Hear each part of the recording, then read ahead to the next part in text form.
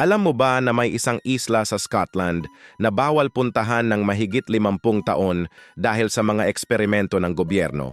Ang Gruinard Island ay naging lugar ng mga nakakagimbal na pagsubok ng biological weapons noong 1940s. Ang mga British scientist ay gumamit ng mga tupa para subukan kung gaano kalakas ang anthrax bilang sandata. Lahat ng mga hayop ay namatay sa loob ng ilang araw. Matapos ang eksperimento, naging ghost island ang buong lugar. Nagtayo sila ng mga babala na nagsasabing, "Danger, keep out," para walang makapasok.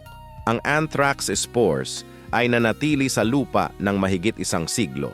Sinubukan nilang linisin ang isla gamit ang formaldehyde at tubig dagat, ngunit nabigo. Hindi nila inasahan na sobrang lakas ng anthrax spores na ito. Sa wakas, noong 1990, inanunsyo ng gobyerno na ligtas na ang isla. Ngunit maraming tao ang hindi naniniwala. Hanggang ngayon, may mga tanong pa rin tungkol sa tunay na kondisyon ng lugar na ito. Kaya kung nasa Scotland ka, mas mabuti nang iwasan mo ang mysterious island na ito.